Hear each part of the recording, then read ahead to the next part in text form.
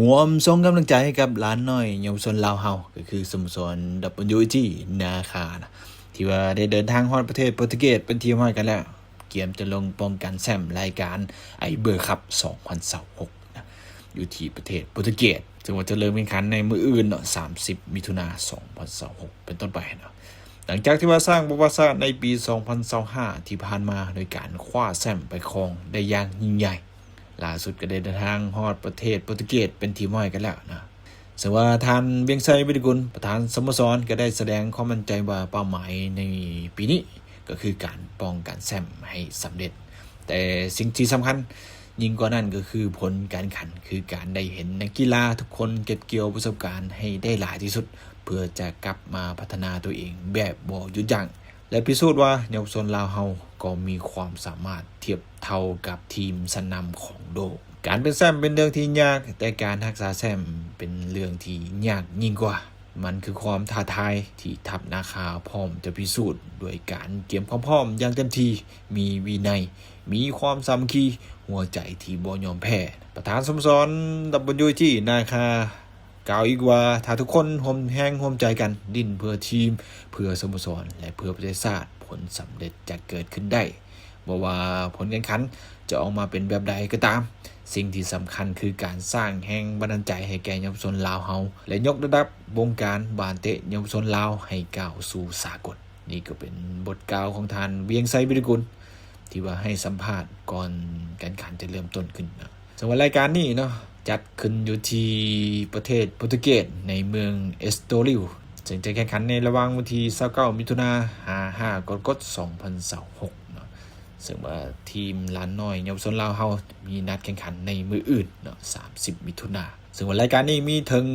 80,000 คนเข้าร่วมเนาะสโมสรหลายกว่า50ประเทศเข้าร่วมซึ่งคนอายุบ่เกิน13ปีแบ่งออกเป็น10กลุ่ม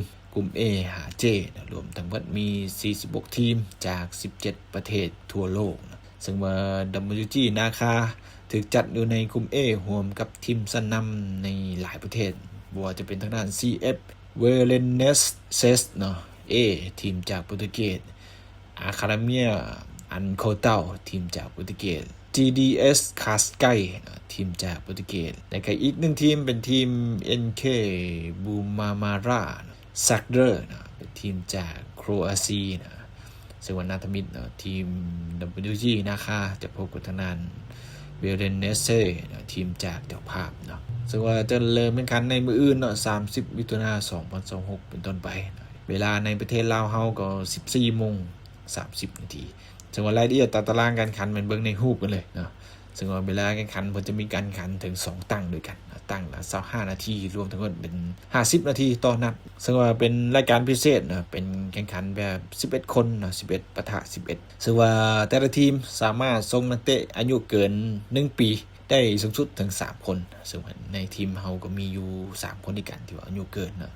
ก็จะได้สลับสับเปลี่ยนลงไปอื่นก็เอาใจสวยก็แล้วกันเนาะส่วนผลงานที่ผ่านมาในปีที่ผ่านมาแอดก็เคยเฮ็ดคลิปออกมาแอดจะมีการแปะลิงก์ก็สามารถกดไปเบิ่งได้ว่าทีมเฮาได้แชมป์ได้แนวใดนะผมน้องนักกีฬาทีม WG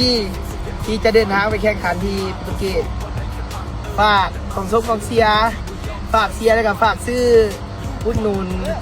เครื่องสโมสรเฮาเด้อเสื้อไม่ว่าจะเป็นเสื้อสติ๊กเกอร์แล้วก็ยาดมแล้วก็หลายๆอย่างเนาะมีหมวกมีหลายๆอย่างไปที่ตามซื้ออยู่ทางเพจได้เนาะสติ๊กเกอร์เนาะสามารถสั่งซื้อได้ที่เพจเลยสุดท้ายนี้ก็อยากฝากสมฝักเชียร์หมดเฮาเนาะเพราะว่าหมดมื้อเฮาจะเดินทางไปประเทศโปรตุเกสเพื่อแข่งรายการไอเบอร์คัพเนาะป้องกันแชมป์เนาะอย่าลืมอุดหนุนเครื่องหมดเฮาแล้วก็ฝากสมฝักเชียร์หมดเฮาเด้อ1 2 3แล้วพี่สู้ขอบใจได้ใจทุกแรงใจที่ให้มาเป็นพลัง